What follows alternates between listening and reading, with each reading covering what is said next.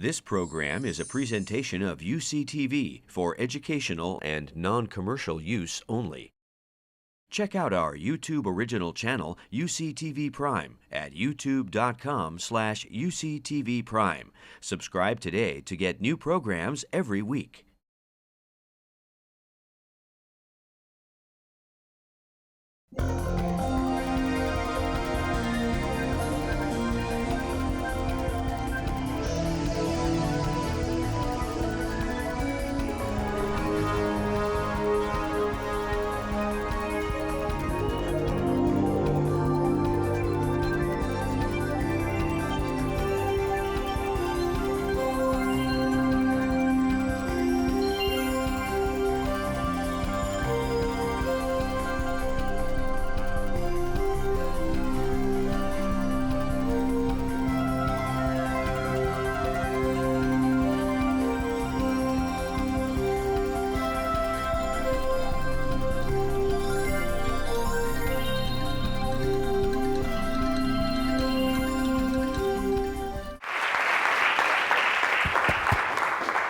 So that's a really nice introduction.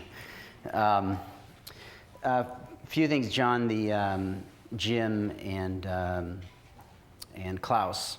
So if you do get an opportunity to hear those guys, I am a big fan of both of them. They're incredible.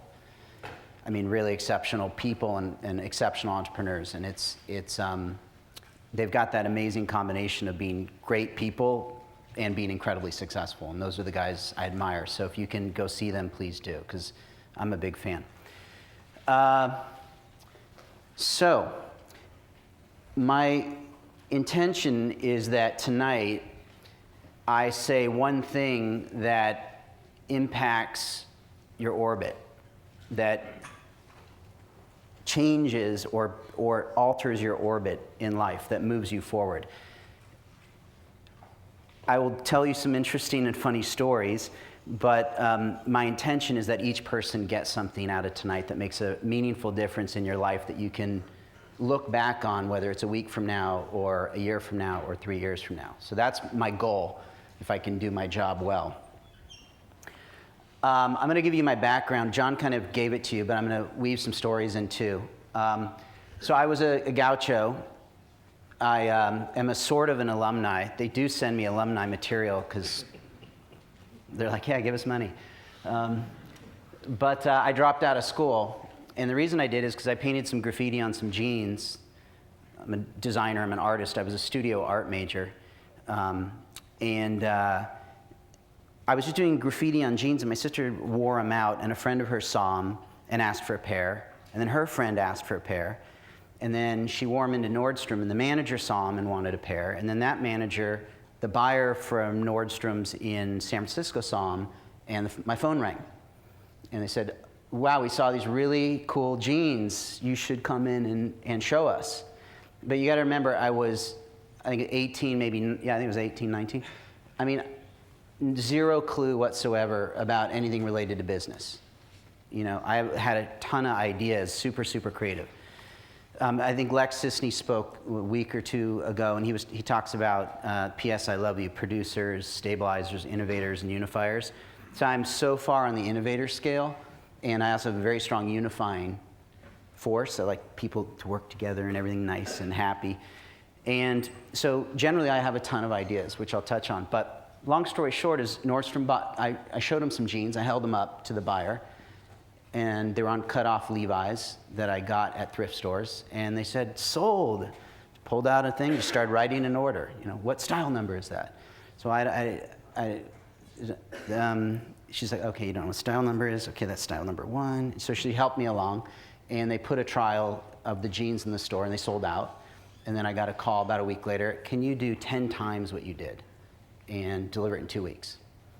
And I said yes, which was really dumb because we're talking hundreds of pairs of jeans that I had to find, wash, cut, and paint every single one myself. And I lived in a fraternity.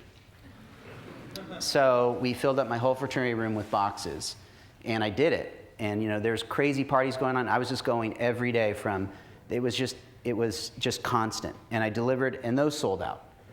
And then, okay, the story goes on. But as you can see, in 1993, I was broke, so something went sideways. And what went sideways is I didn't ask my customers what they wanted. I thought I was so successful, I should make my own jeans, because that's what Ralph Lauren does, and Massimo was starting at that time, and Stussy was just starting to click, and I was like, I'm going to be one of them. You know, they're my heroes, I'm going to go for it. So I brilliantly started manufacturing my own jeans, and the stories, we could go into that one, are pretty extraordinary. My denim got stolen. The wash house didn't know how to do a sandblast. They blew through, sandblasted holes in my jeans. I mean, it was just a train wreck. The jeans I did have, which were about 50% of my manufacturing, I printed on, put them in the store, and they didn't sell. Stupid, because I didn't ask my customers, hey, would you guys buy this product if I had changed the jean? Pretty simple question, right? I didn't ask. So I lost $25,000 of my family's money. I'm 22 now, broke, living in LA. I can afford to eat a bagel, and I can afford to put gas into my car to go to my sister's house to eat, and I work out of her garage. So pretty stellar start. And I was pretty beat up. And I was so pissed off and so disappointed in myself that I decided that I would do whatever it took to build a world-class company. It's like, I don't care if I'm making screws. I was literally thinking, I'm going to do screws because it's the simplest thing you can do, right? Like a nail or a screw. I'm going to make the best and this is true, by the way. I was going to make the best screws on the planet. Like, they're going to be designed great. They're going to, right? So that's what I'm thinking. I'm like, I don't care what it is, just anything, I'll do it. Well, conveniently, I got a little lucky, and I saw a prototype video vision card, which was the early days of digitizing video into a computer. And I'll talk later about being a yes. If any of you guys saw me speak in March, I spoke about being a yes in life. I had been so beaten down, I'll sort of slide it in here. I'd been so beaten down that I realized that I just needed to be a yes to anything that showed up. You want to go to dinner? Yes. You want to meet a friend of mine? Yes. You want to do this course? This lady's really, oh yeah, I'm in. I went skydiving. I enrolled in courses. Any people like, oh, there's this really cool thing I'm going to. I'm like, I'm there. And my rule was, I'm a yes. I just will not say no. And what that resulted in was meeting somebody who changed the orbit of my life. Literally, completely, I'm married to the woman I'm married to because of being a yes. I live in Santa Barbara now because I was a yes. I started Fuel because I was a yes. I can trace it back to that. So I'd failed. I was a yes. I saw a video vision card. I was a designer. I started doing layers of video. I started shipping my demo reel out, which was just a VHS tape, and I started getting work. And I am seriously compressing things.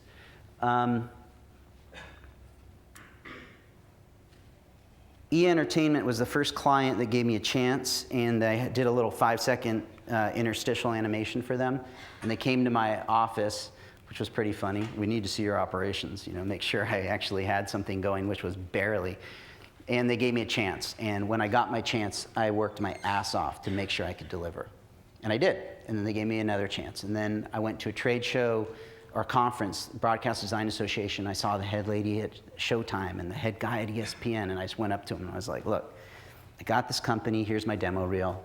And I just stayed on them, not too bad, and they gave me chances. And over time, I built that company, which is called Fuel, into about a 50-person firm.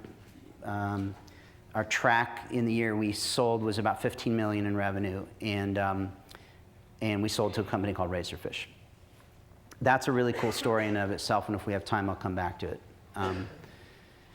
Because that came out of left field. I actually didn't know you built companies, and I didn't know you could build companies to sell them. I was building a company. I had no idea people actually sold companies. Never crossed my mind. It's totally true. I thought you built companies to do awesome stuff. And so my mission was just do insanely awesome, incredible, coolest shit on the planet. That was my existence. That's what I wanted to do. I really didn't care so much about the money. I just wanted to do awesome shit and prove that I could build a really beautifully run, beautiful company. And I did. And I sold it. And then I started launching things. I was like, I'm going to launch a magazine, then I'm going to launch a safety company, and then I got in partnership on photo albums, and I was trying to do all this stuff, and everything failed. I mean, miserably. I was burning through money. I should have just lit it on fire and had a barbecue. I would have had a better time. That's true, actually. I wasted a lot of years, and one of the insights out of that was, unless you're under pressure and you have to deliver, you probably won't. You probably won't. For me, this is for me personally. I should speak for me personally. What I notice my wiring is, I need to be cornered, and I need to have pressure, and I need to be boxed in. And I'll talk some more about that.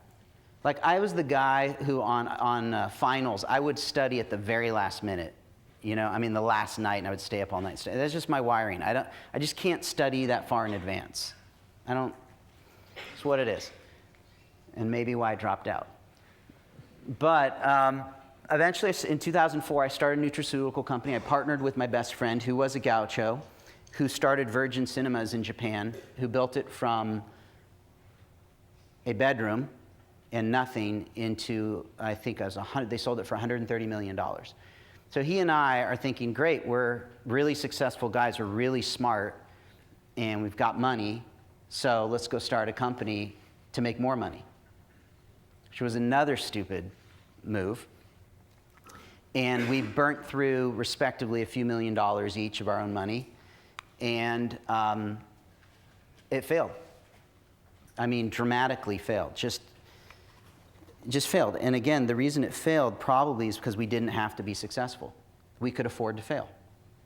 So when things got tough, we didn't go the extra 5, 10, 20%. You know, we tried to throw money at problems, which doesn't work. Oh yeah, I did lose $2 million. And then, so I went back to basics. I was kind of a little bit lost in, like, what do I love to do? And what my theme was, what my realization was, is the most important thing to me in life is beauty. Is anything I do has to be beautiful. Like, that's my ingredient. Like, that's my thing. I'm wired that way. I'm a designer, but it has to be beautiful. If it's not beautiful, I have this sense of, I'm miserable. It has to be beautiful. So that's my ingredient. That's what gets me up at night. You know, that's what keeps me up at night. And so a lot of stuff was going on in the mobile space, and I also happen to love hospitality. And a friend and I started a mobile company called SocialStay, which I'll talk some more about. And that brings us to today. And by the way, and you can raise your hand at any time and interrupt. If I just sort of blow over something, you're like, hey, can you talk more about that? Please interrupt, because otherwise I'm just going to be talking and talking and talking the whole time. And so what SocialStay is it's a platform. It's a turnkey platform. And it basically is a lot like a printing press, right? You print in some materials, you hit go, and out comes these incredibly robust enterprise-level applications. So we can generate an application in literally minutes. And the reason that's significant is for scale. And some of our clients are hotels you may know, the Hollywood Roosevelt, where they filmed Entourage this year, the Sunset Marquis, Shangri-La, Mauna Kea, the Canary, which is here in Santa Barbara. And I put a little asterisk next to it because today we launched a prototype of chat. And what it is it allows you to text the hotel's front desk and text back and forth with businesses. So instead of just like you and I would text if we were friends, it allows you to text a business. Pretty simple. And so we're testing that right now for 30 days, and we'll see how that does. Okay, so what I'm going to talk about today is, so why be an entrepreneur, how to start a company, and then the tools of awesomeness. So for me, as you kind of get a sense, I'm in it.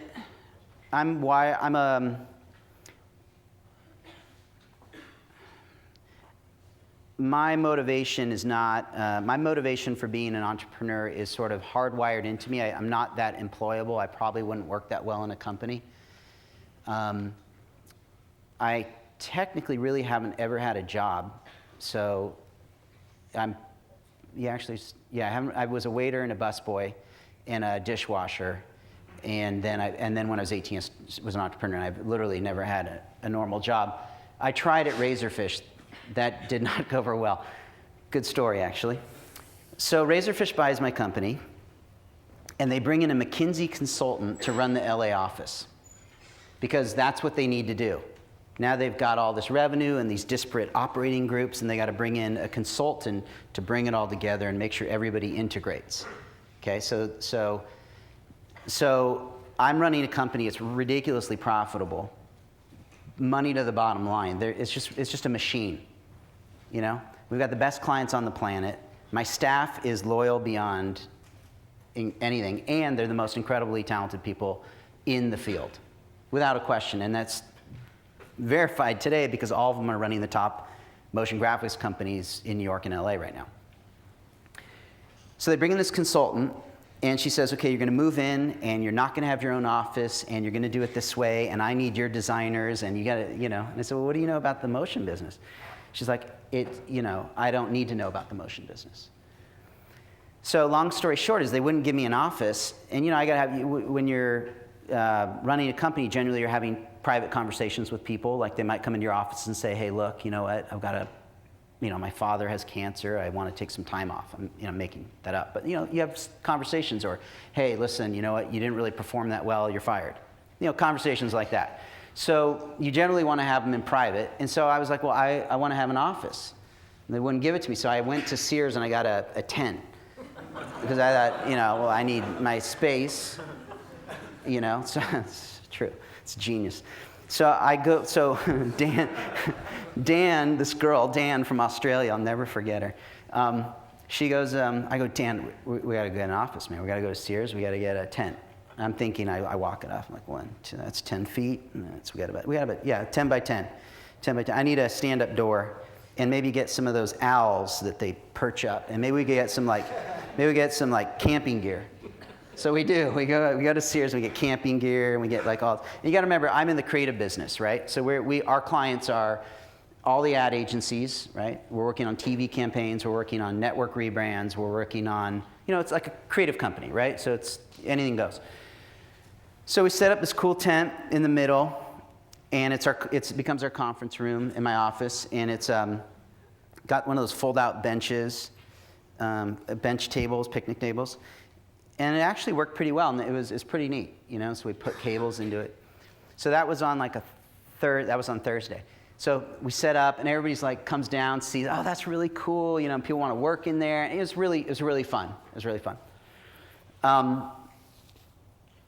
And by the way, we had to move. The reason I did the tent, we moved into a building.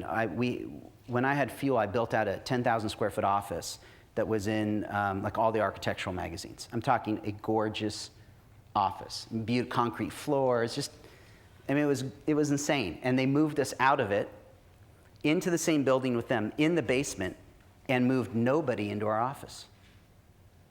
And we were like, what are you doing? We want to stay in our office. Like, no, we must integrate.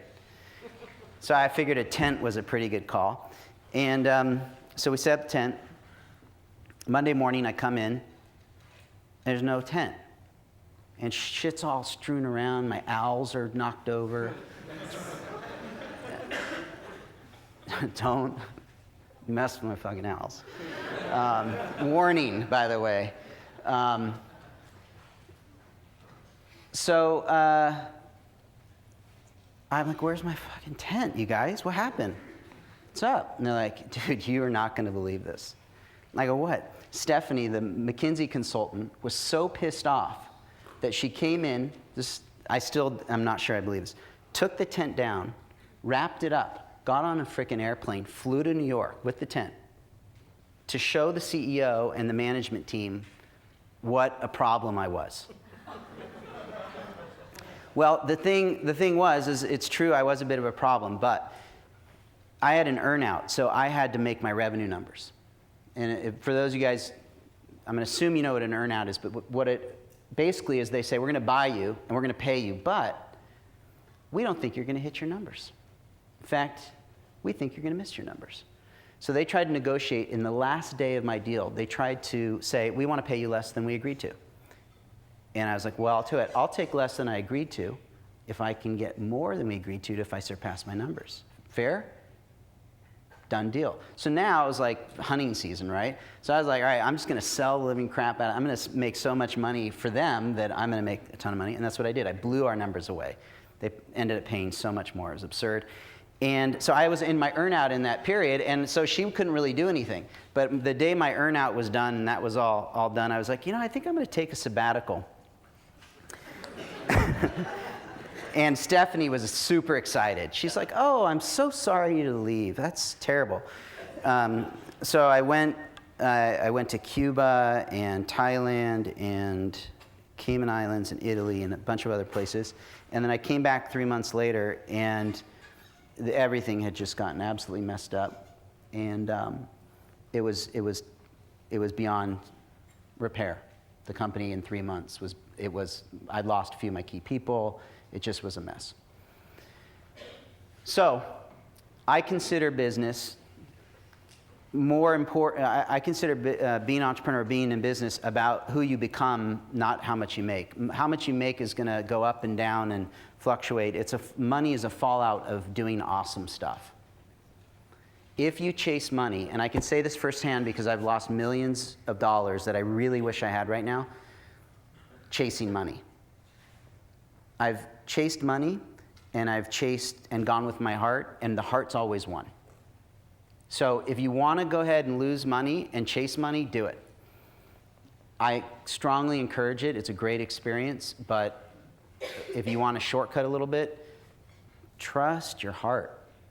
Like, really trust it. And I'm still learning it. I've had some very hard lessons in the last few months, really. And I'm realizing it's something you're going to always have to learn. Like, you're always being tested. Is this the right path? Is that the wrong path? So you want to be an entrepreneur. I already said don't do it for the money. Not everybody is meant to be an entrepreneur. It's romantic. Oh, look how cool it is to be an entrepreneur. All that stuff. But do it because you are compelled. Do it because you are maybe a misfit, like I slightly am. Or maybe you can't stand normal. Something you just don't want to be boxed in. You just don't fit. For me, I'll talk a little bit about, I'll talk about that later. Do it because you want to. Another great reason to be an entrepreneur is if you see an injustice that fundamentally in your core that needs to be righted, a wrong that needs to be righted. That is a powerful reason to be an entrepreneur. That's the right reason to be an entrepreneur. Right a wrong. You see an injustice, fix it. You be the one to do it, and get ready for an awesome ride. Because if you really profoundly feel there is an injustice, that's a worthy game. That's worth fighting for. And you will have to fight. I have not met an entrepreneur that I admire that has not been through extraordinary challenge. I'd find me one, and they're probably out there. And also the reason I'm doing it, because I have something to prove. The reason I did Fuel was because I was so pissed off that I had failed in the genes and was so embarrassed that I was like, I'm going to prove that I can be a good entrepreneur. So if you have something to prove, great reason. And the why you are an entrepreneur is going to become very important later. So what are the qualities of an entrepreneur? One, you got to be able to manage yourself. Being an entrepreneur is like a self-development course in yourself. Does that make sense? You almost have to do a course on yourself. So you've got to find a way to stay focused, to stay on track. Very hard for somebody that's a big innovator that has a lot of ideas. Very hard. Because once you dive into an idea, oh, that's a great idea. Oh, that's a great idea. Oh, that's a great, and all of a sudden, you're nowhere. Second, the number one ingredient, if there's anything you took out of today, is follow through. You guys have a bad rap out there in the business world. Yesterday, I got a freaking earful from some business people in Santa Barbara. And they said, I don't know what is up with these kids. They just don't get it. Their work ethic and their follow through and their this. And I was like, whoa, cool it. They're students. They're not supposed to be professionals yet. In the business world, whether you're an entrepreneur, whether you're an employee, whether you're in the business world, the ability to keep your word and follow through is the number one skill that you need to sharpen and focus while you're in school. That's it. The people I love to work with is when I say, this has got to happen, and they're like, yep, got it, and it's handled. Those, and on every level of business, I've never met an incredibly powerful business person who doesn't keep their word. It's just so inconsistent. It's like, it just doesn't make any sense. But what you guys don't know is that that's the secret ingredient. If you want to move, if you want to grow, if you want to be very successful in any industry, I don't care what industry it is, keep your word. Keep your word not like you have to, but keep your word like a discipline, and you'll never be perfect. It's an exercise. It's something to bang in against all the time. Another ingredient, stamina and persistence. You will want to quit as an entrepreneur. I was telling John walking in here, I have wanted to quit and close SocialStay 1,000 times, maybe more, daily. But I return back to what I'm committed to. Your mind wants you to weasel out. It wants you to quit. When you're challenged, if it's a physical challenge like climbing Mount Everest, or if you're an entrepreneur, your mind will speak very loudly to you in the background. You can't do this, you're not good enough, you don't have enough money, you're out of money, this isn't going to work, customers don't want to do it, you should be doing this. You really should have been an actor. No, you should have been a screenwriter. You know what? Now's really the right time. Whatever. Your brain just goes cuckoo. So when you're boxed in as an entrepreneur, you've got to learn how to deal with being compressed, pressure. And your ability to keep your word to others and yourself is huge. The other thing which I'll talk about is your ability to transform problems into opportunities. How good are you when shit goes sideways?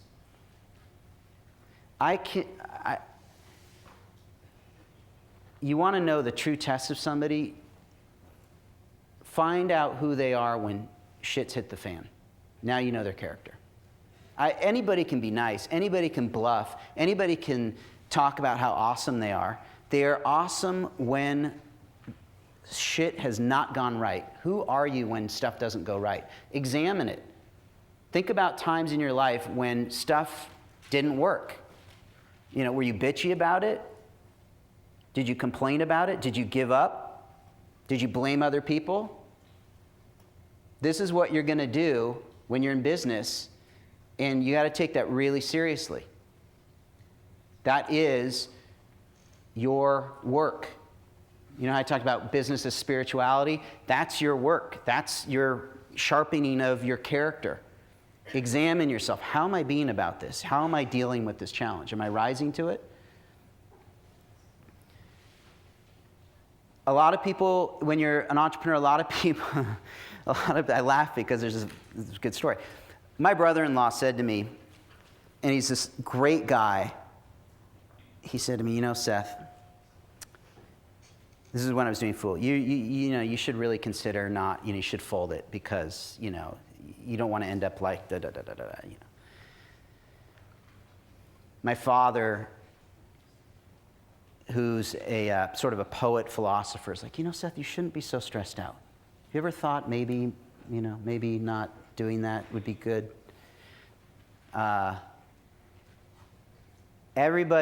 People who really care about you, because being an entrepreneur can be really, really hard, will at times either encourage you to quit, tell you to get a job.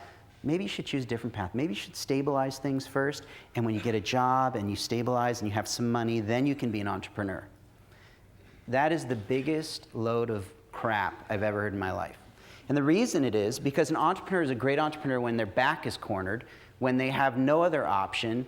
That's when an entrepreneur is an entrepreneur. Entrepreneurs, when things are good and you have money and you've raised a bunch of money, people do stupid shit. When you are cornered is when an entrepreneur finds out who they are. So the last thing you want to do is try to get a stable situation locked down. You're sort of pulling the motivation out of your sails. I was saying earlier to a few students, I would bet on the guy who's cornered any day than the guy who's got a ton of money. Every time I'd bet on that guy, because he's got to survive. He's got to fight his way out. When you've got money, man, you can make mistakes like there's no tomorrow, and you can act like you have your shit together. When you're cornered and you have nothing, you either produce the result or you don't. You don't, you're dead. The guy who's money doesn't produce the result, still got more money to play with. Let me try something else. Very interesting way to compress things. And you're going to have to return to, why am I doing this? Why am I suffering through this? And you're going to have to find it for yourself, and you're going to have to find it for your team, and you're going to have to find it for your staff. You're going to have to find it when your staff goes, "What the fuck are we doing, man?" You have to find the why. Why are you doing what you're doing? That's why it's so important to do something you really believe in versus doing something to try to make money. So how do you find an idea? Is it the right idea? And how I can be sure that it'll work? So now I'm going to get very practical on what I do with ideas. So how do you find an idea? Well, ideas are a lot like exercising. The more you play around with ideas and you write them down, the better. The quality of your ideas are actually going to improve. So you get your brain working. Start finding ideas everywhere. I mean, that's kind of the way I'm wired. I'm like, oh shit, in airports, it'd be really cool if on the walls they had advertisements that were chairs that folded down, because I've noticed in San Francisco that people are always standing and they're always looking for seats. Wouldn't that be cool? It's a cool fucking idea. It'd work. Nobody's doing it. I'm not going to do it. But it was a cool idea. And I took it through a process that I'm going to take you through. So you need to find problems that need solving. So if you're in the environmental field or you're a cause-related oriented person, find a problem that needs solving that resonates. If you're a designer like I am, find a problem. If you're an athlete, stand-up paddle surfer, windsurfer, there's a little problem, with windsurfing harnesses that need to be fixed. It's a great problem to fix because you're passionate about it. Not so good for me. But find problems in the area that you're passionate about. And if you can't, just do stuff that you love to do, because the problems will come find you that you can solve if you're entrepreneurial. So write ideas down. Get as many ideas going as you can. And so this is how I evaluate an idea. This is a kind of a lead up into an executive summary. So when I get an idea, because I get so many ideas and I don't want to act on them or distract myself, I have this form that I fill out. And so I sit down and I answer these questions. And I literally just do it on my computer really quick. And the reason I do it is because if a few months later the idea comes back to itch me, then I'm like, oh, maybe I should pay attention to that. And if then it comes back again, maybe I should pay attention to that. So it's a good way to sort of like storehouse ideas, and also it's a good way to exercise your brain. So what's the idea? So we'll use, anybody have a business we'll put this through, or idea for business they want to put this through? Because I'm going to choose something really bad. Anybody? Okay, great. Oval tennis balls, great. So what's the idea? Oval tennis balls. Does it solve a clear problem? Does it fix something that you feel is broke? Well, I feel like tennis is boring because the balls don't go sideways. I think it'd be more interesting if when the balls hit the court, you didn't know which way they were going, right? Because I think that's really important. Because I love tennis, but it needs to be more exciting. Really, that's stupid. But who is it for? That's a pretty small audience that wants to play tennis like that. Okay, do I really know the audience? Well, yeah, I guess I kind of do, because I like tennis. It's best if you it's best if you're solving a problem that you know you would use, and you have to ask yourself, would I really need it? What problem does it solve? How do I solve it? Right? So we'll actually put this, let's use the airport chairs, because that tennis ball is a terrible example. What's the idea? Chairs in airports against the wall that have advertising and then flop down, super space efficient so that people can sit when it's overcrowded. Okay, does it solve a clear problem? Does it fix something you feel is broke? Yeah, I actually do feel it's broke. It pisses me off when I get off the airplane and people are crowded around because they have no place to sit. Who is it for? Well, it's people at airports. Do I really know the audience? Yeah, I travel in airports. Okay, yeah, I would use it. And what problem does it solve? It solves people being overcrowded, not having a place to sit. So how do I solve it? Well, I would make chairs, or I would partner with a chair company, or, and then I would have to probably partner with an advertising company to sell the space. And then how does it make money? Well, advertising. And are there competitors? Now this point, I put an asterisk on, because I do it. So, when you're researching an idea, you're like, I got the greatest idea. Chairs in airports, right? And then you go online, you do the research. And you're like, God damn it, somebody else doing it. Fuck it. I'm like, no, that's a great sign. There's a business. That's what you're looking for. You want competitors. I can't tell you how many times entrepreneurs I know, including myself, are so tempted when you find competitors to shrink back. Oh, God, they're doing it. They beat me to it. Oh, man. Oh, there's 20 people in the space, right? How many times have you guys thought of an idea, went online, saw it online, saw somebody else doing it, saw him doing it really well, and saw like 10 other people doing it really well, right? Now, at a certain point in time, maybe you should take a clue, right? But that being said, you'd be surprised how much room there is in every market for competitors, for improvement, for doing it better. You don't know if those companies are making money. You don't know if they're hemorrhaging money. You don't know if you walked in, they would hand it to you and say, we just don't want to be in the business. This is not our core business. We don't, You never know. Point is that when you find somebody who's a competitor in the space, the way I look at it, okay, good. Now I have somebody to study. I can try to figure out what revenue they've got. They must see something, right? So, is what I'm doing different? Is there a twist? Well, mine were going to be a twist because I was going to make them out of rattan, and everybody else is doing plastic. And why won't it work? Ask yourself the question, why won't it work? Well, it won't work because manufacturing the chairs are too expensive. Maybe it won't work because the airports won't allow it. Maybe it won't work because people think it's bad advertising to put advertising under your butt. I don't know. Come up with all the reasons why it won't work. Then what resources surround me? What people or relationships do I have in my network that might be good here? Oh, shit, my mom knows a chair guy. Whoa, I didn't, wow, okay, my mom. My mom's a great resource, by the way. She's, it's incredible. And I realized today, I was texting with a friend in New York, true story, and she works at Teen Vogue and is in charge of all their events, which is a perfect client for SocialStay. So I'm texting a good friend of mine, not really thinking. I'm like, your wife works at Teen Vogue and does all the events nationally, internationally, and she does it, right? She's like, yeah. I was like, you should be interested in that. Send her an email. All of a sudden, I have a call with Condé Nast next week. Really simple, right? It's right in front of you. Everything's right in front of you. People are right in front of you. The resources are right in front of you. Once you start to focus your mind, you'd be surprised on who's around as a resource. And why does this resonate? Why does this fit me? I personally feel this is important because I think it's important to find things that are a fit. Where's my fit in here? So if I was going to do chairs in an airport, they would be gorgeous. Because it's design related, right? So that does fit. That's something I can get behind, right? I really hate the advertising sales part, though. That sucks. So I would go, okay, I probably gonna need help with that part. So that's a cool little, that's my self-evaluation of ideas, how I go through. And then I have a folder on my computer. I have probably 40 or 50 of them.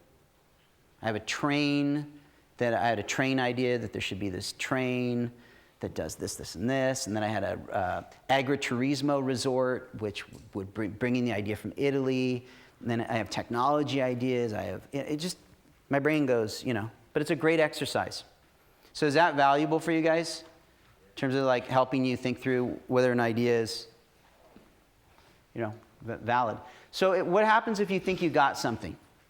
You guys think you have an idea. I know a lot of you guys are in either going to enter the competition or have already started a company or are thinking about starting a company, or maybe it's your second company, some variation on the theme, or someday want to start a company. So let's say you got something. So remember I talked about fuel, how I went out and spent a ton of money manufacturing jeans and lost a bunch of money? So the reason I did is because I didn't go talk to my customers. So the fastest path to know if your idea is even valid is just go talk to customers. right? So in the case of the chairs that are at the airport, who would my customer be in that case? Or who could the customers be? Aggravated flyers. Mm-hmm. Aggravated flyers, for sure. For sure. Who else would my customer be that I probably am going to have to talk to? That's right. I didn't think of that, by the way. Advertiser, that's right. Okay, who else? Airport? Right. Okay, so I got 3 customers I got to talk to, right? And I got to float an idea by them. Because manufacturing chairs, conveniently, is really freaking expensive.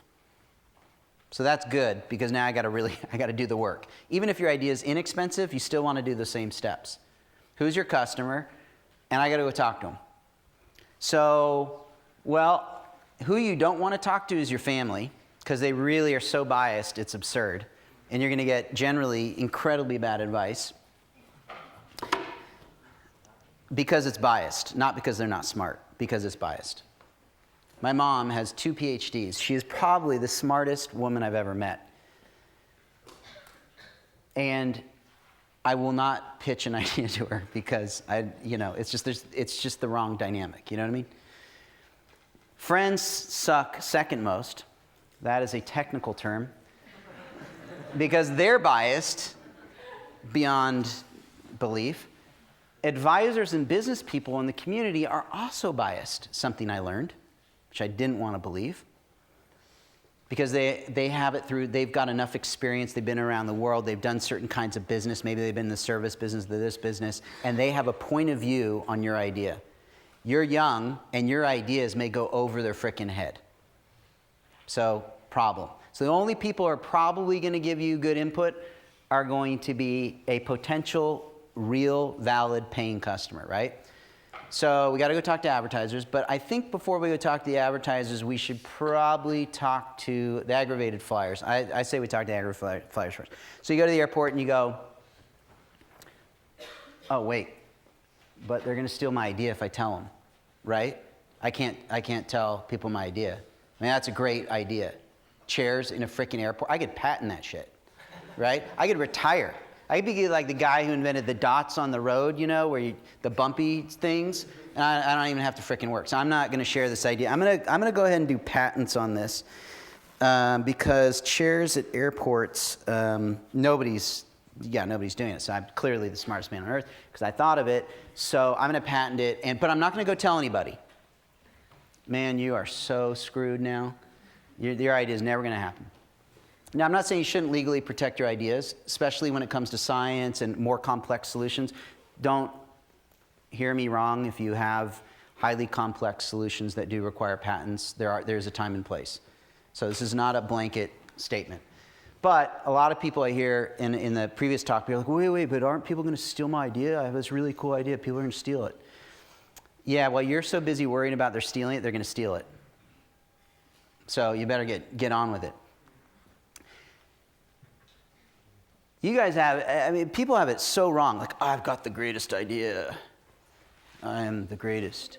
Ideas, they're saying that ideas are a dime a dozen. They're probably cheaper because it's all about execution. And when I'm totally guilty of this. I love ideas. I think a great idea is like a piece of art, should be put on a frickin' mantle over here as an idea, and that just thinking of the idea was enough. And I really have lived my life like ideas are the greatest thing ever. What's the hard part is coming up with the idea. Why? Because I'm a creative, so I value ideas. Go talk to an engineer, and they're like, what are you talking about? Talk to my CTO, and he's like, what? I don't get it. So, point is, in business, it is all about execution. Remember how I said about keeping your word?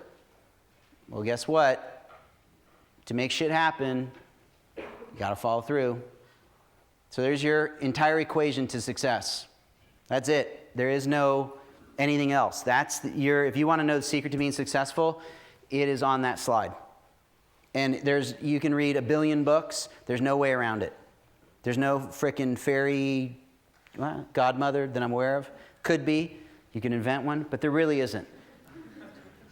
Be careful how magical you think the idea is and get on with it. The guys I admire are the guys who can take an idea and execute. I don't admire guys who sit there and go, and I don't think you do, oh yeah, I had that idea. Oh, I totally thought of that. Well, how much did it make you? How successful was it? Did it end up in the world? Did people experience it?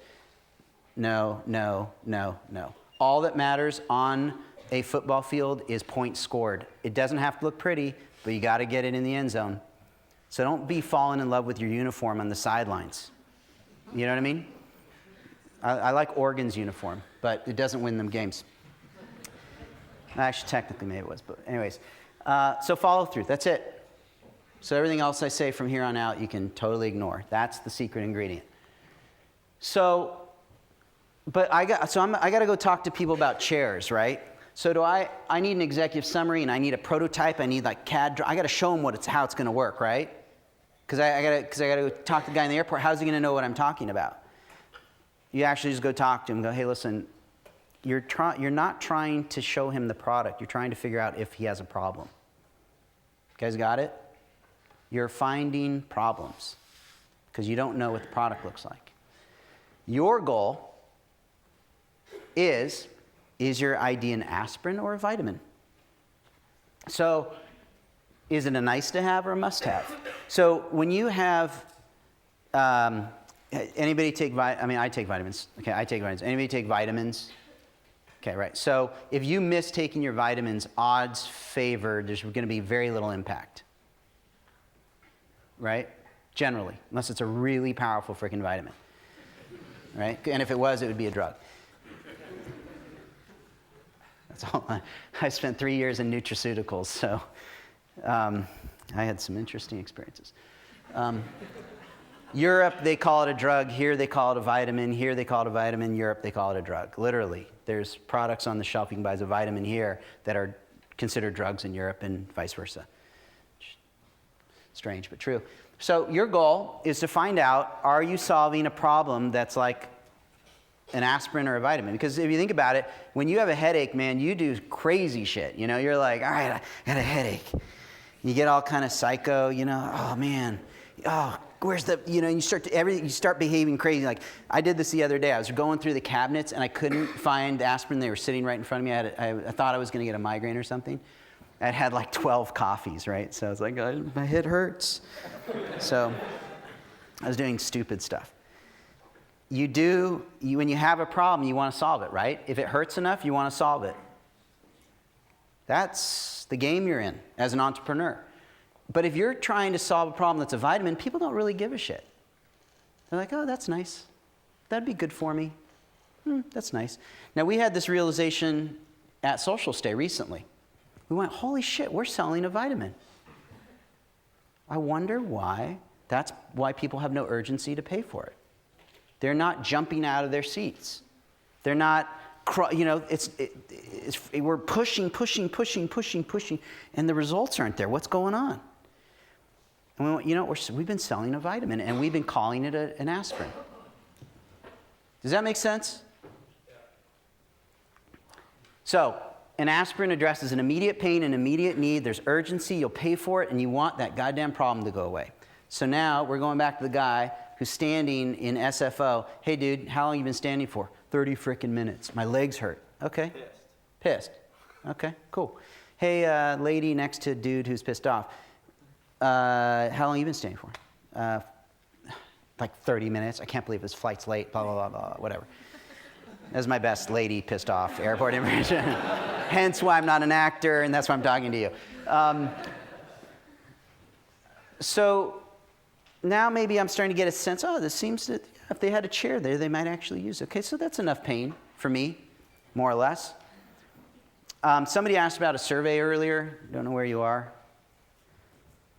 You're asked about doing surveys. Go talk to customers. Read their body language. I met with one of our clients recently, and I sat her down and I said, so, with SocialStay, let's cut the crap. Because we're friends, and you're going to be nice to me. But I don't want you to be nice.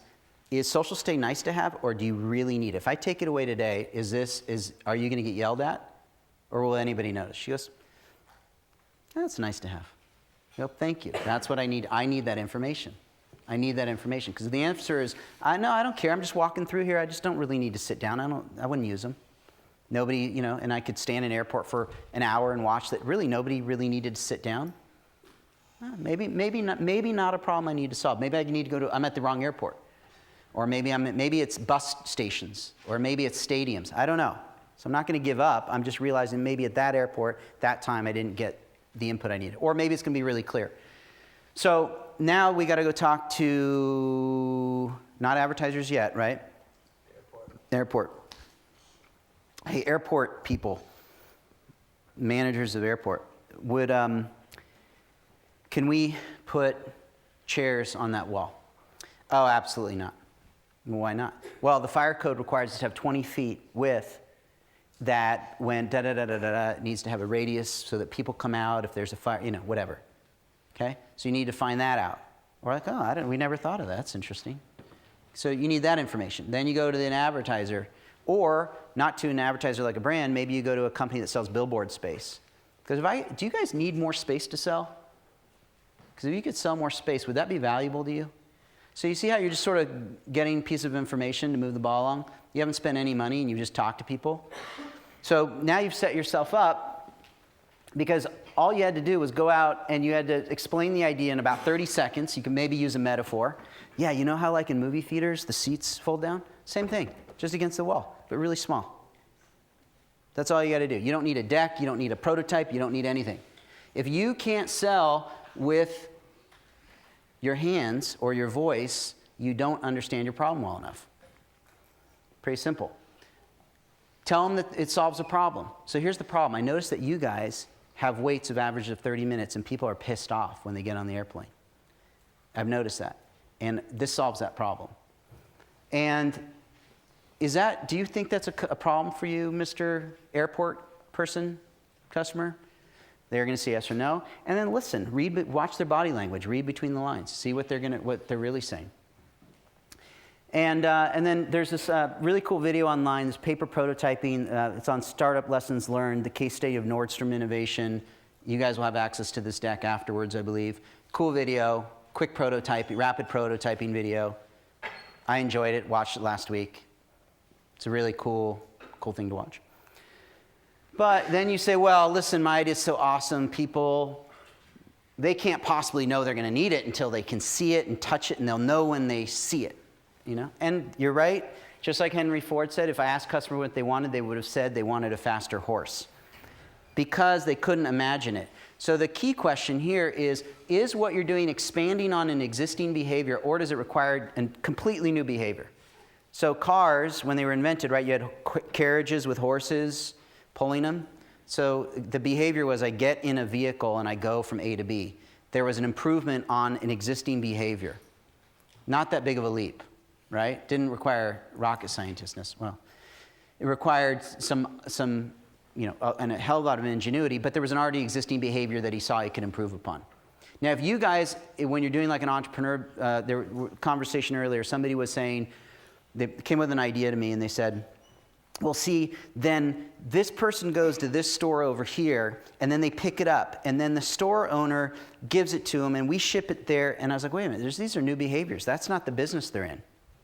If you're trying to re-alter the way the world works and create a new behavior, you got a serious uphill climb. Serious uphill climb. I've tried it. It did not work.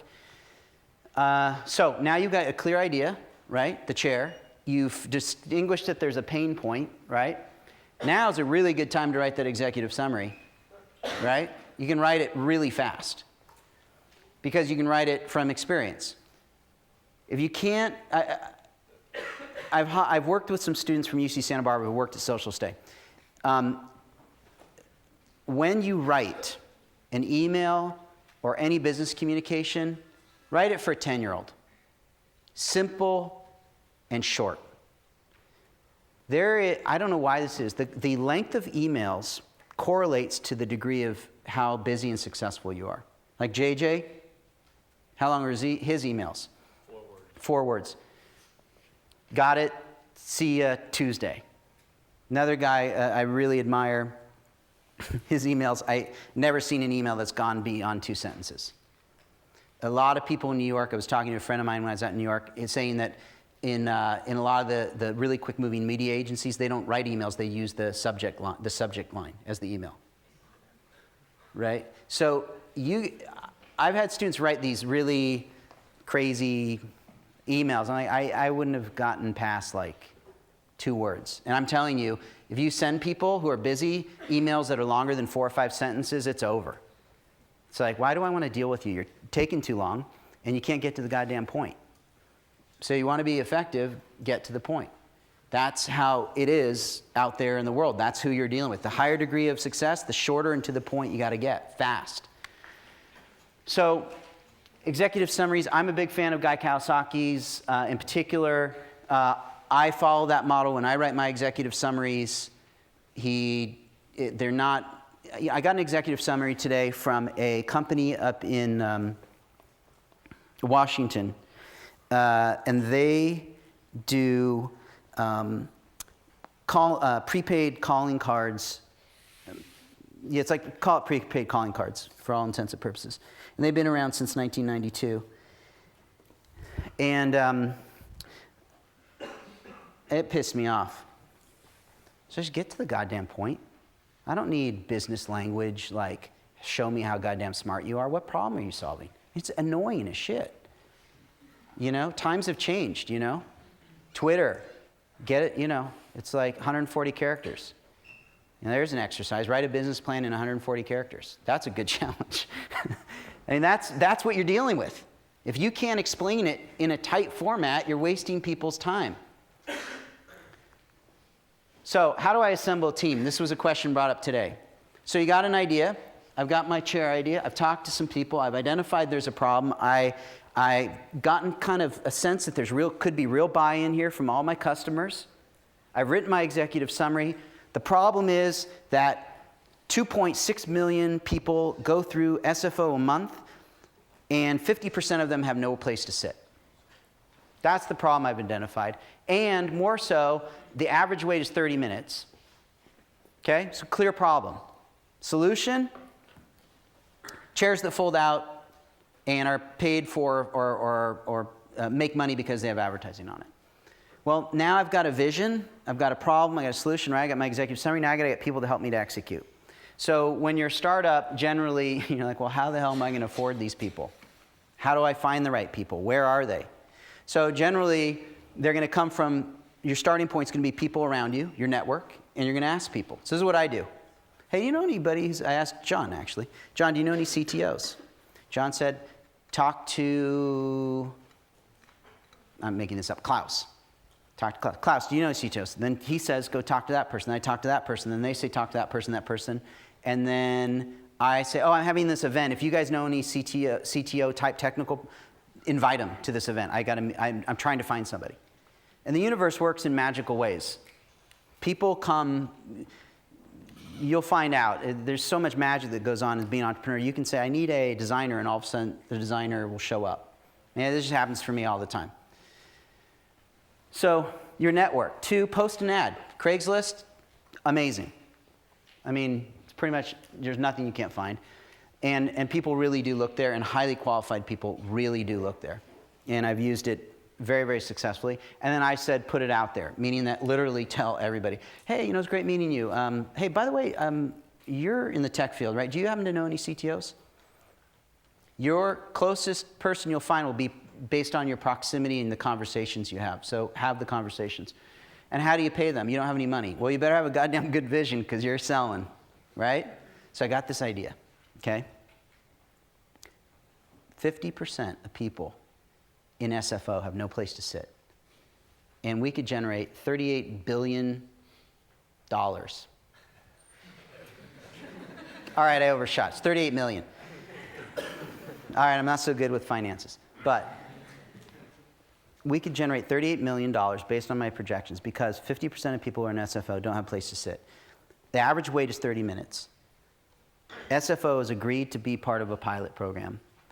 I think we can get advertisers because they've said that they're always looking for more space. I've talked to some, whatever your conversation is, right? And I'd love you to come on board as the chief engineer, but I can't pay you.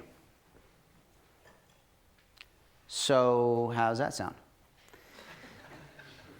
And then the person who, if they buy the vision, is going to go, all right, sounds cool. That's what they're probably going to say, because it is a cool idea. And they're going to say, well, and I might say something like, well, I've reserved 20% of the company for employees, and you being one of the early founders, one of the early, not founder, or, yeah, sure, early founders, why not? I have a 20% allocated, so we're probably going to allocate, it might be a point to 10 points, depending on your role.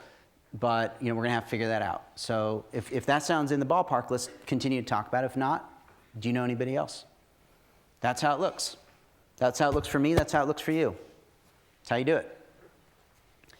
So how do you pay them? You share a big vision, and if you guys are aligned on where you're going, and that you're both going to, you're both able to make it happen within your means, and they can work for free for a bit, then great. So how do I know that it's time to actually get to work and actually do this thing? Now, I've done a lot of research here. How do I know, I'm going to pull the trigger? Actually, I'm kind of excited about the chair thing now. I'm like, huh.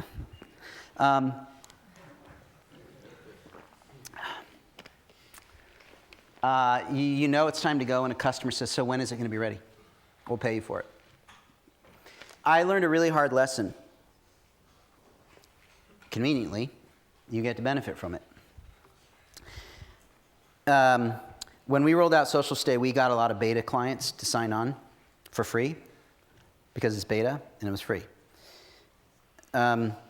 You cannot get valid feedback from anybody you're giving anything to for free. Invalid. Totally invalid. Partially valid. They can give you ideas, but it's still not valid because we'd love to have this feature. You know what we'd love is that button on the left. It would work way better on the left. Are you willing to pay for it? No, we're getting it for free. Totally invalid feedback. They're not a paying customer. If they were a paying customer and said to me that button on the left would be a lot better, totally valid feedback because they're paying for it. They see the value in it. It's funny. You give somebody something for free, guess what they're going to want next time? Free. And then when you say, oh, it's $2,500, it's $5,000, they blow their fucking lids. What? That is so expensive. Well, speaking for our company, we didn't demonstrate value because they were getting it for free. So they felt like free and value, we're getting it for free. Why should we really put that much effort into it? Funny thing is our paying clients kick ass with our platform. Generate revenue for the hotels, works great. None of our free clients have kicked ass. They have no vested interest. Careful when you give shit away for free. That's all I can say. People, it's funny, in the design business, people are like, oh, well, I'm just going to do this logo for free, and then, I'm going to get tons of exposure and PR value. Yeah, you're smoking something, because it ain't going to happen. It's like, you know what, someday my prince will come. I can't tell you 100 times I've never seen a free pitch work out. I pitched every major television network on TV, pretty much, give or take. See my billion part. You can kind of start to see where my billion math is starting to crisscross. But I've pitched a lot of them. So when the guys who are cheap up front, who want stuff for free, who want favors, who want you to do stuff, guess what? It's only going to get worse because right in the beginning of a romance, that's when they're at their best behavior. And if their best behavior is free, you are screwed. You're going to be in a lot of free work. Okay, so investors, what do they care about? John, I'm sure, covers this a lot. This is just something I've seen. This is regurgitated a billion times, but this is true. One, is there a clear problem? You could land an investor. I landed an investor at a barbecue with no deck. I just landed him, and he's like, 150 grand, I'm in. We're just having at a barbecue, just drinking a beer. How? It's really simple. You don't need, if you can't explain it, then you probably don't understand it, or you haven't thought it through yet. So I just sat to him, I said, look, here's the problem. You have a mobile phone, right? And he's like, yeah. I go, you travel a lot, right? He's like, yeah. I go, yeah, well, so have you ever noticed that, you go into the hotel and then you got to search the web and you got to find them. And then once you do find them, then this, and I just walked him through like how he travels. He's like, yeah, it pisses me off. So we solved that problem. It's like, really? So, because I knew he was a traveler and we solved this problem. So that was my pitch. I didn't get into like lingo or anything. I just said, you have this problem, right?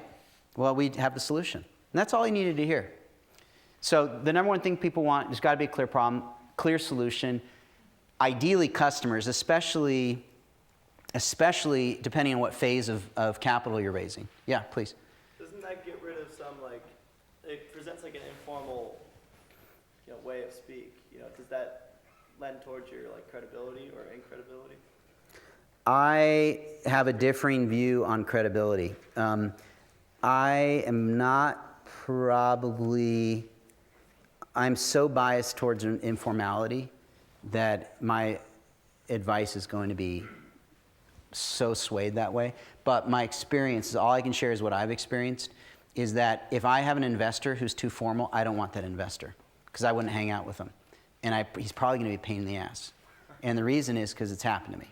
I've taken investors that have grinded me through the frickin', I would love to see the financial projections. Okay, great. Got them to you. Of course I'm going to give that to you.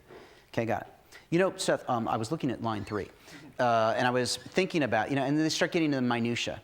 They've lost the vision. They know, we all know the projections are exactly that, but he's just grinding. And that guy is such a grinder to this day. And guess how much money he put in? Tiny little bit.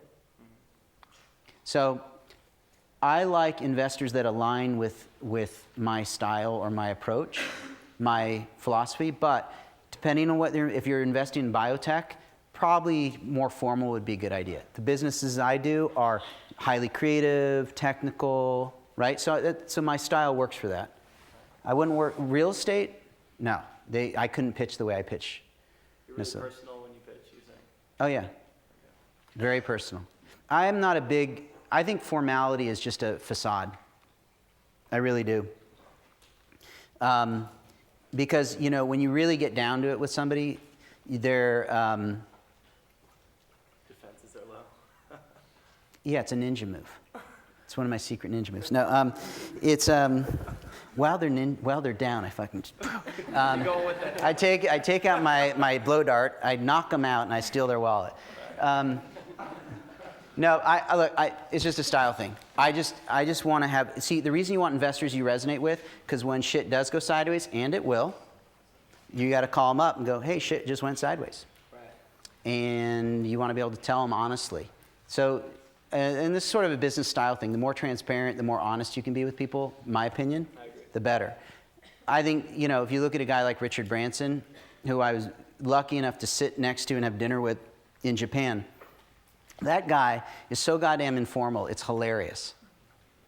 I had asked him at the time, I just sold my company, and Mark Yamamoto, my best friend, built Virgin Cinema, so Richard Branson flew in to open the theater, and Mark's like, I sat you next to Richard. And we had, not the Prime Minister of Japan, but one guy down, and I got to sit next to Richard Branson, and then on the other side of him was the one guy down, Prime Minister. It's a pretty awesome table. And so I said to Richard Branson, hey, Richie. No, I didn't say it. Because I'm pretty informal. No, that's not true. I'm in awe of the guy, okay? So I said to him, hey, I had a question for you, if you don't mind me asking. And it's like, how do I know when is the right time, like to have kids and the right time to maybe start another company? And, when's like, how do I, right? And he's just like, the right time? He goes, it's never the right time. It's always the right time. Just do shit. And that was it. You're like wisdom. I'm like, damn, you just, whoa. He's like, look, he goes, what are you waiting for? There's never a right time. There's never a right time. It's always the right time. It's another really wise guy asked once, and when I mean wise, I mean the smartest, most profound dude I have ever met. I said, so, I was asking this deep spiritual, this is a sidebar, by the way. I asked him a question. I was like, so, I wanted to ask you about like your opinions on like death, and something I'm asking like this deep question, right? On death, and like what happens, what are your thoughts on what happens after we die? Right? I think it's a pretty awesome question. right? It's pretty awesome, I think. He's like, so you're dead, right? Why do you care? You're dead. And you're dead. Why do you care what happens? It's like, yeah, I guess you're right. He goes, yeah, that's it. I'm serious. That's it. I was like, oh, okay, that's some deep shit. Remember I was talking about Twitter and short emails? There you go. All right, so this is the sequence I would follow. Now, I want to have a serious caveat here. It doesn't mean I do it. I have fucked this up royally. Just checking on time here. I'm like, no, I got to do emails. Well, I'm getting down to one-letter emails. A. God, that Seth guy. Yeah, wow. So the sequence I would follow, we talked about the chair, right? So I have the idea. I've talked to customers. I've pitched them. I've shared the idea, right? I may have had them sign a non-disclosure agreement if I was paranoid about patent. I might have filed a really rookie patent on some sort of a legal site, just so I had a patent pending, just something, right? Because I don't have the money to sport up for a patent, for a mechanical patent for chairs, but I need something, right? So I'm gonna spend $30 online and file anything, right? Just something to mark that I came up with the drawings are lame, whatever, should do it. So I go out and pitch to customers, and I'm clear that I'm solving a problem, and I'm clear it's an aspirin. I may not be clear. I mean, I think it might be an aspirin. It's an aspirin for some people. It's not an aspirin for other people, but good enough. And they're willing to pay for it, right? So now's a good time. Now worry about your name and your logo and your business cards and all that in your URL. I mean, how many, and I'm totally guilty of this, how many come up with ideas and like, I'm going to call it Thunderbolt. Oh, wow, I've got a great idea. That's the greatest name ever. And then, I got to check online. I got logo, and I do the business cards, and I got to have business cards, and then I had an email address, and I got to set up the website. Shit. Man, it's such a pain. Who am I going to have to do the website? You're wasting your time. In business today, you can use a Gmail address. Who cares? Get off of it, move on, execute the damn idea. Remember, idea, execution, spend your time executing. Don't get stuck in shit that's going to get handled anyways. So you got your executive summary, you dealt with your name, your legal logo. I'm not doing any of that. I'm not going through any of that, though I could, because you can find it all out online in like 3 minutes and way better than I could ever describe it, right? But it's not hard.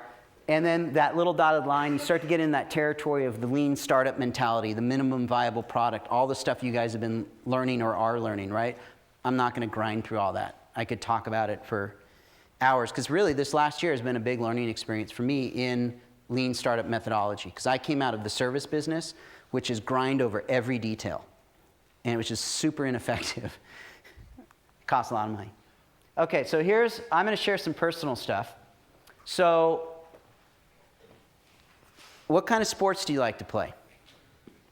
I grew up playing tennis, then I surfed, then I went to college.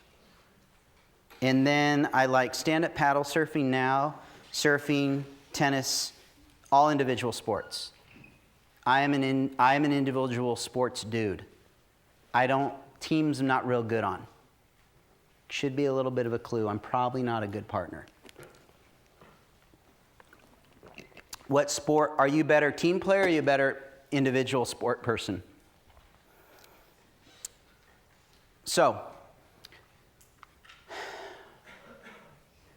partnerships are generally difficult because there's two people. That's one of those profound statements right there.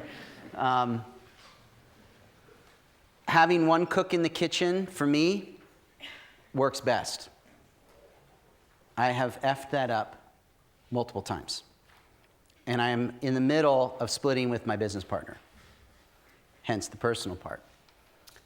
Some people are wired to work well together. I am not one of them. I am great at leading a team. I am great at inspiring a team. I'm great at keeping the entire company together and having a great time doing it. and committed and on fire and going in the same direction. I know I'm good at it because I did it with 50 people, and I still get Christmas cards and thank yous and emails to this day. So I know I was good at something. And so I'm an individual guy. Figure out what you are. You might be a great team player, but don't partner with somebody who's not a great team player. Don't partner with a guy. Literally ask him, so what sports are you into? Oh, yeah, football, soccer, water lacrosse. anything, man. Teams, man, I'm all about the team. Fucking into it. Right? Good guy to partner with. Water lacrosse.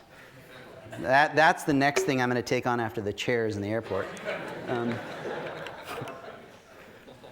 See, I told you I come with a lot of ideas. I will not do one of my little summaries on it. So, save yourself years of trouble. Look, lawsuits, threats of lawsuits, partnership disagreements are highly stressful. Highly stressful. It's like a divorce. Not a good use of time. How do you resolve a conflict? So, 1, admit there's a conflict. How many times do you have a conflict with somebody? Fucking asshole. I'm not going to talk to him. Just send him a freaking email. Right? Okay? Stupid move.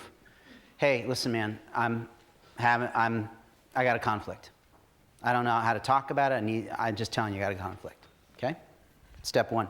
2, tell them what you're committed to. Listen, I'm really committed to working this out so it's win-win. And I'll do whatever it takes to stay in it till it's a win-win. And I'm going to stay, and that you can count on me for that. I'm not going to go sideways on you. You got to take the high road. 3, email is really dangerous.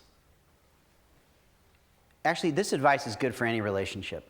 Actually, now I'm realizing it. Absolutely. Damn it. Honey, there's a conflict. It's actually pretty good, yeah. And this is really good. Okay, honey, there's a conflict. I'm committed to working this out. I'm not going anywhere. Right? It's the same thing. That's profound. But this is really simple steps, right? But nobody teaches you this shit, and then you get in a disagreement, and then you fall back into survival. And you guys and me and human beings in survival suck. We do stupid shit because we feel threatened. And when you feel threatened and cornered, you send stupid emails. Motherfucker.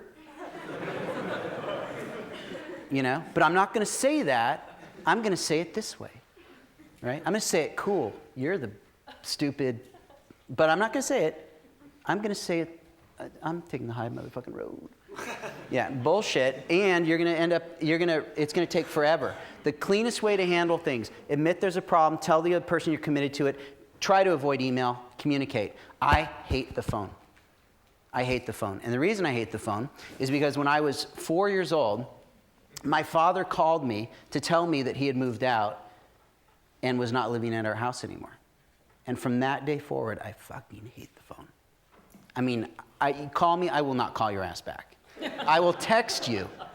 I will text you, but I won't call you. And this is true. There's only a few people I'll talk to on the phone. So I always wonder, I was like, why don't I like the damn phone, you know? I was doing one of my self-development courses, and I was like, man, my dad left when I was 4. Motherfucker. God damn it. He called that in. That's why I hate the damn phone, you know? Good insight. So what I do is I force myself to get on the phone. Hey, listen, you know what? Let's talk this out. Let's meet in person. Super uncomfortable for me. Makes me sweat. Makes me stress out. I do not like it. But the price of the alternative is so bad.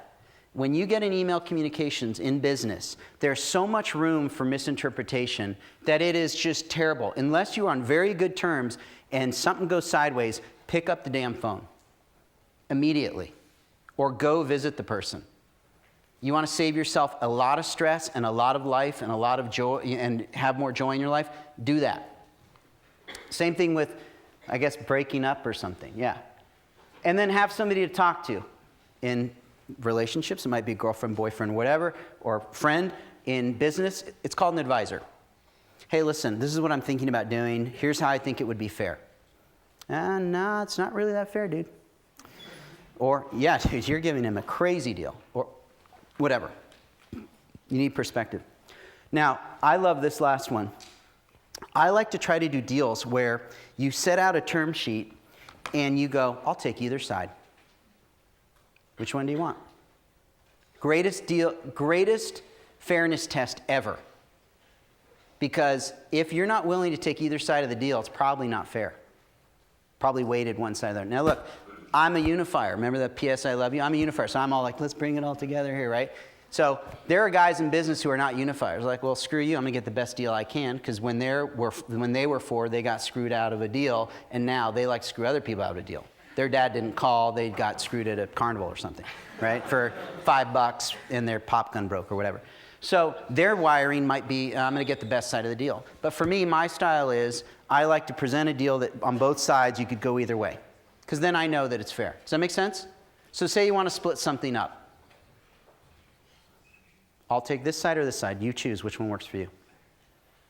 Great, really, really, I think it's something I learned that's really, really valuable. Okay. Let me check the time. Tools of awesomeness. Does anybody have any questions right now? Yeah? Okay. Yeah. Yeah, I have a question. Sure. I'm studying studio art, among other things. Yeah. And essentially trying to make money off creativity. Yep. And I'm kind of skeptical on school. I think if I was working in the field, I could make more money rather than drowning in debt right now. Uh-huh. What do I do? God, I am so the wrong dude for that one. Yeah, I'm a very experiential person. I learn really, really fast, right? But I learn only really fast when I can see things. If I can mirror somebody, I learn so fast. You don't have to explain anything. I'm like, got it. Let's go. I got it. You put me in a class, I'm like, what? I can't, serious brick wall. So depending on how you're wired, you may be more of a person that's good out in the world, And maybe the answer is go out and whether it's an internship, a weekend, something, go explore that. And if you find yourself really accelerated there and kicking ass and really enlivened, maybe that's your clue. Everybody's different. I am, as you can tell, I'm biased for being out in the real world doing things. So my advice is going to be stray on that side, but you've got to find it for yourself. And the way to do it is go out in the world and do an internship, take on a part-time job, something, and check it out. See if you're resonating. In the creative field, nobody has ever once asked me, so what degree do you have? They're like, is your shit awesome or is it not? And if it is, you got the work. TV, movies, it's all based on the quality of your work. And it's also based a little bit on you showing up and persistence too. So, I don't know. You got to look at where you think you want to go, see how a degree fits into that, and then make your decision. I wish my answer is like, yeah, screw it. But, I'm not you. Did you ever have regret dropping out of school? She asked if I had regret for dropping out of school. And, I would know I had regret of dropping out of school if now I felt like I wanted to go back to school.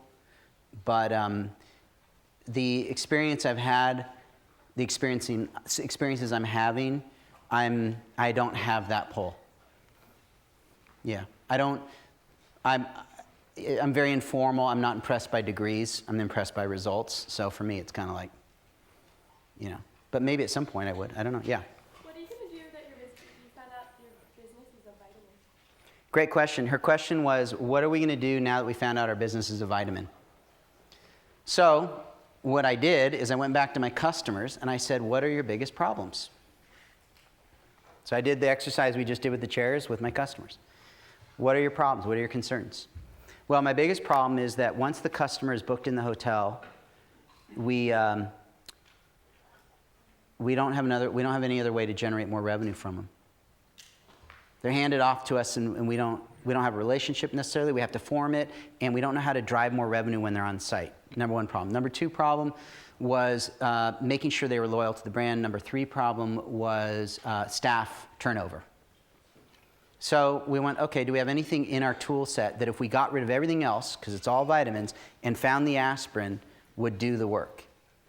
And what we launched was our chat feature under a very large premise that could solve a very interesting pain point. It could drive revenue, problem one, and increase loyalty, number two. And we're testing it. And we may be wrong. I think it's a good idea, but I'm telling you, I've been pretty damn humbled by being wrong a lot and think, I'm totally right, and not being. It's really humbling, especially when it's your money too,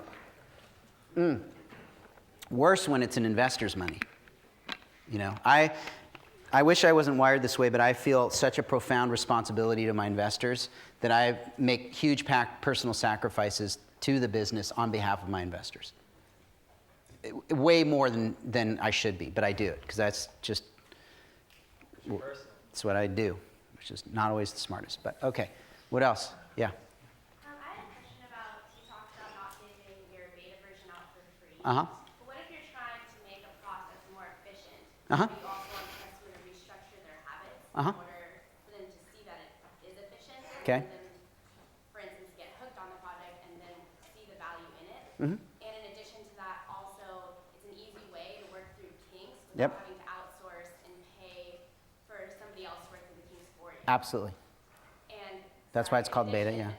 If you're looking to try and generate revenue through advertising, Mhm. you don't necessarily need those customers to Mhm. pay for the product up front. Valid. You just want them to use it. Totally valid. So in that case, you're saying it would be okay to give the beta version out. Sure. That's your business model is not asking the beta person to pay, right? Right. At first, though. Right. That's fine. It's valid. I mean, it's a red flag. Don't be under it's a little bit like we're going to have 1 million users, then we're going to monetize them. I met with a VC firm in New York. I won't name them. And God, this guy was such a piece of work. I said, so what do you do for fun? I collect companies. It's like, and I will not be part of that. Every single company on his roster was about, he calls it big data, right? Big data, is that the phrase people use, big data? Huh? I know who you're talking about. You do? Okay, cool. His thing was it's all about monetizing big data. I'm like, look, dude, I don't get it. I'm not that smart. I don't get it. Doesn't resonate with me. Good luck. I don't know. Some people want to build businesses where they're like, someday it'll monetize. It's not me. So I'll answer some more. I'm going to give you guys some tools of awesomeness. This is a really inspirational thought leader. And this is the mindset you've got to be in if you want to be champion.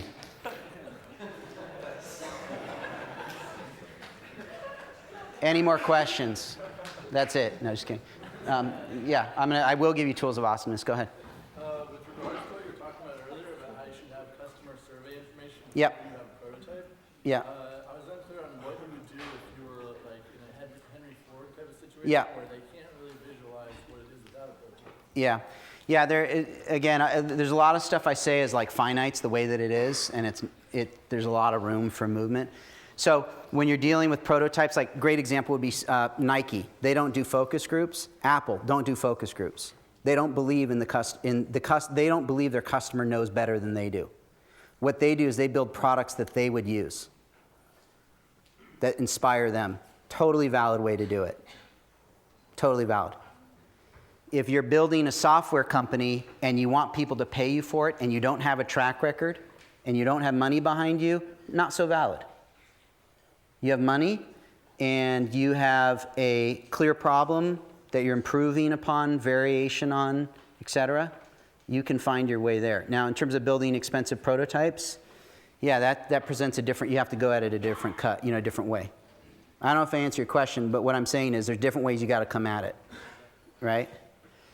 It's like if you're fighting an army versus a single ninja. So one of the most important things is we talked about ask your customers, really listen. I'm going to teach you guys something that I learned pretty early on, and this is very valuable and also very good for relationships too. I should be a relationship, whatever they call it, a host, whatever. So I used to think that speaking was where power came from in a relationship. Somebody enters the room, I am in charge. What I learned was that where real power comes from is listening. But not listening like you listen right now. I would argue you probably don't know how to listen. Interesting. You listen. We have different levels of listening, okay? Listening to hear versus listening to get your damn opinion in. Most people listen like this. Or just say something to me. Yeah, it's, and then, right. That's how we listen, but we don't. So that's how we listen. Because I'm already knowing what I'm going to say. I'm going to wait till I can say. I'm waiting to talk, right? That's how we work. So watch yourself. It's pretty fun. But that's not listening. That's waiting to say something. So you're not going to learn a hell of a lot. So there's this thing called emptying the cup. And I learned it because I did this job. I messed up the job. The guy screamed at me. He told me I'd never work in this town again. I didn't know what I did. But I know I royally screwed up. I went into his office. It was the head of the FX networks in LA. I went into his office. He closed the glass door, big, glass office. And he just railed at me for a half an hour. Like every word, you screwed up our airtime, or this, or that. You will never work in this town again. Do you understand? Do you even understand what time code is? Do you understand what bars and tone are? Do you have any clue? Are you that dumb? I mean, just gone. And so after he finished, needed some air, right? Took a break. Instead of trying to explain myself, I said, this is a good question. Remember this. Is there anything else? Yeah, you know what, motherfucker, there is something else. And then he went on again. And after that, I said, is there anything else? He said, yeah, as a matter of fact, there is. And he went on. I said, okay, I hear you. Is there anything else? He said, no, I actually appreciate you coming in here. It shows real courage. It's really cool. So he went from so angry he didn't want to hear me to, I don't know what you would call it, conversation. I thanked him and I walked out. 3 years later, that guy asked me for a job. My company had become so big and so successful that he came in and asked me for a job. That came from emptying the cup, which is this, I use this in the other talk, but remember I was talking about listening right here? So the story is this Japanese master receives this professor, and he starts pouring some tea, and he starts to spill over the cup, overflowing it. And the professor says, hey, wait a minute, there's no more tea will go in. And the Zen master said, well, like this cup, you're so full of your own opinions and speculations, how can I show you Zen unless you first empty your cup? So to be really effective in conflict, in business, in relationship, do yourself a favor, empty the other person's cup. You want to know how to manage people really well? Empty the cup. Let them, is there anything else? I'm really pissed off. Is there anything else? Is there anything else? Is there anything? Okay, I hear you. That's it. Analysis paralysis, this is something I've struggled with. Be on the playing field. Like when you're in your head about an idea, it's the greatest idea, and you're doing business plans, and you're doing business cards, and you're on the internet. You're wasting time. Just realize that, I shouldn't say it, you're not wasting time, you're not on the playing field. You're preparing for the game. Know that you're preparing for the game, you're not on the playing field. Where the real results happen are on the playing field. Too many people spend their time in the bleachers commenting about business. where you're going to really learn something is on the playing field. On the playing field is talking to customers. Get on the playing field.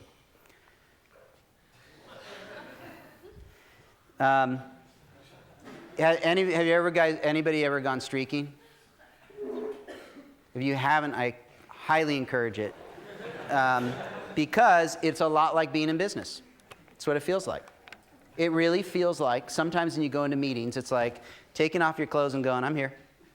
I mean, it feels like that, but it's such a thrill when you do it and you start running down the street. You feel this incredible joy and high, right? So if you're in your head, for those of you who have streaked, or for those of you who have not streaked, if I said, we're going streaking after this class, you would say, you're insane, and your brain would start going, but is he serious? Is he fucking serious? He can't be serious. Is he serious? I can't do it. I mean, I'm not going to go. I never know way to, right? Your brain goes cuckoo, right? We will find out after the class if I'm serious. But same thing in business. You got an idea, you want to go talk to somebody, your brain goes cuckoo, like you're going to go streaking. Like, you shouldn't go in there, you shouldn't talk to me, and your brain will talk you out of stuff. Jump, go, shut your mind up, take action, action, action, action, action, out of your head, streak. That's what it feels like. You know you're doing the right thing when you're pushing yourself. You're in the right territory. If you're safe, you're not an entrepreneur. For sure. Breakdowns. Remember I talked about how well you handle breakdowns? Business looks like this. I get an idea and it's red because I'm super excited. And then I go on the website and I find out there's 5,000 chair manufacturers that distribute to airports. That's a breakdown. Or I find out that, whatever, the URL isn't available. Or somebody else is already doing it. Whatever, come up with your drama that you're going to come up with. And you're like, oh, it's such a huge breakdown. But you stick through it. And then there's an opening. Oh, I have a friend who does that. They actually own the airport in San Francisco. Why don't you just pick up the phone and call them? Oh, no, I'm high. I'm excited. You guys actually are interested? I can come up there and talk to you? Now I'm excited. I go talk to him. He's like, oh, yeah, the 20-foot regulation thing.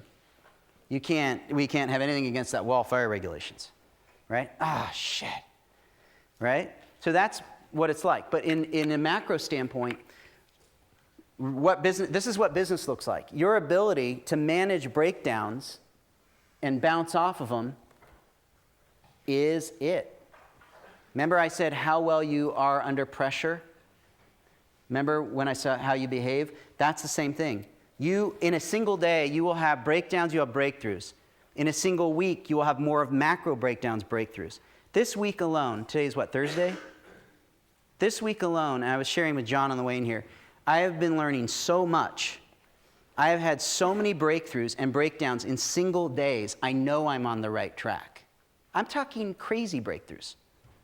Like, holy shit, I've been waiting for this to happen for a long time, and it's happening. In the same 24 hours, I was telling John, I had an investor who said, I FedExed you the check, $150,000, and it didn't show up. And I thought, well, the check didn't show up, but it's FedEx, so I'll track it. Never got sent. Well, that's interesting. Oh, you're in New York. Why are you in New York? Oh, you run a public company. Oh, the public company's in deep shit. Oh, you can't invest right now. Small problem. Oh, that's funny. My staff needs to get paid. So, 24 hours. That's what it looks like. Your ability to handle breakdowns, how fast you can fall off the horse and get back on is how fast you can move. Right? Be unreasonable. You guys need to practice being unreasonable. And what I mean by being unreasonable is that the reasonable man adapts himself to the world. The unreasonable one persists in trying to adapt the world to himself, and therefore all progress depends on the unreasonable man. Very true. People will call you some version of either crazy, get a job, whatever they're going to say about it. being unreasonable, going the extra mile, asking for more, having more conversations this is a critical ingredient to being a good entrepreneur, is being unreasonable. Let me check the time. How much? 5 to 10 minutes? Yeah, my phone's dead. That's awesome. All right, I might come back to the monks. Oh, yeah, that's a good one. All right, so being unreasonable. We have this trade show. We're a tiny company, 10 people, Los Angeles. We're trying to figure out how to break into the field. So I go out and I hire 6 actors, dress them up as Tibetan monks. Okay? Because we can afford paying for booths and all that crap, which I think I have a whole nother opinion about that. So I get these guys at this trade show, 3-day trade show, to walk around the perimeter for the first day. Okay, that's all they do, first day. Second day, same thing, big fuel medallion. Big fuel medallion. Fuel. Fuel. Fuel, right? People are like, what the? Third day, culmination, big keynote speak. Now they're making eye contact. They're handing out stickers. They're chanting fuel. They're smiling at people. People like them. People like monks, by the way. I didn't know that, but now they like, oh, it's a monk. Let's hug it out, you know? So people are taking pictures with them, right? Tiny company. These are all the heads of every major TV network around the globe are at this damn thing. Keynote session, I don't know how many, 1,000 people maybe, huge room. The guy goes, what is up with these monks, this fuel? Who is this fuel? What are these fuel monks? And I was like, my work is done. Everybody knew my company name. That next week, when my salesmen started hitting the calls and I started calling, we were on fire. Oh, wow, that was genius, you guys. That was great. You guys really get branding. Yeah, do you guys want to bid on this? And all of a sudden, just poof. Why? Because we were unreasonable. We were willing to risk looking stupid, and we went for it. Being unreasonable, you got to go for it. Being safe is not going to work out real well for you, right? The more unsafe, well, let me rephrase this. The more unreasonable you can be, the more you can stretch, the more outrageous you can be, excellent. Do it.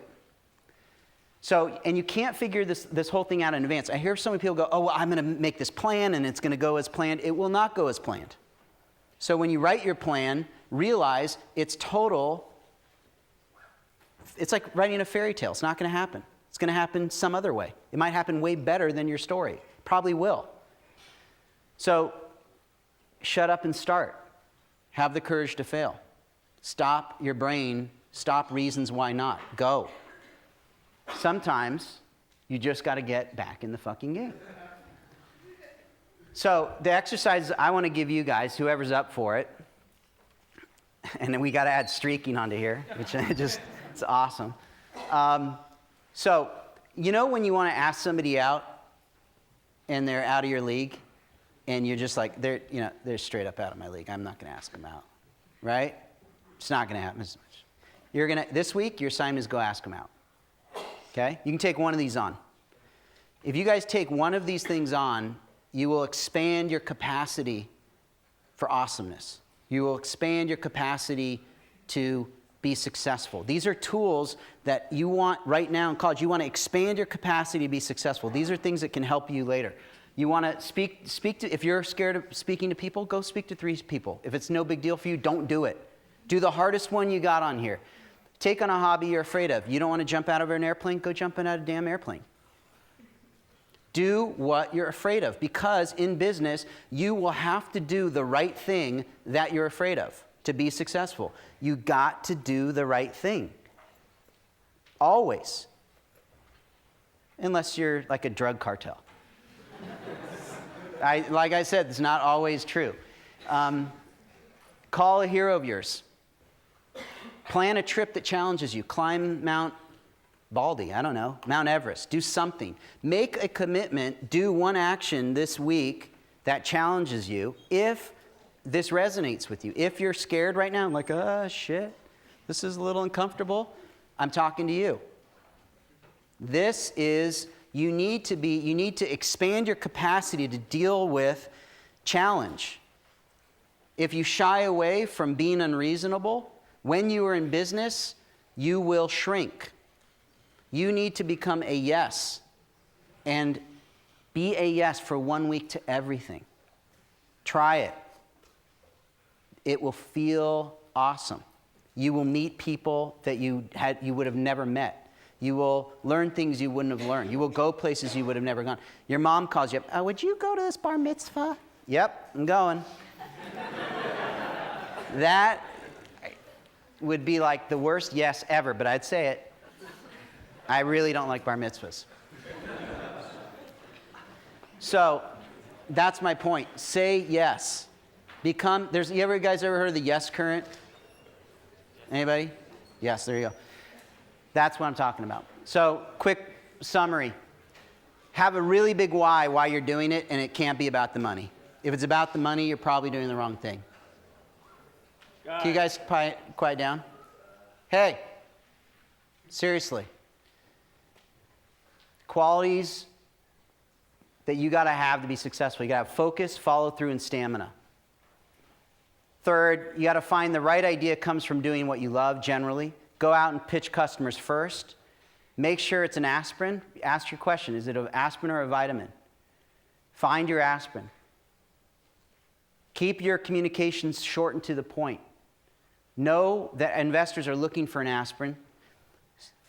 Follow the sequence, follow whatever sequence you can, but don't get lost in the minutia. Get onto the playing field. Partnerships, not easy. Some people are a fit, some people aren't. I'm not, you might be. Look at it. Conflict, we talked about how to resolve it. We talked about 7 tools of awesomeness, and we are basically done.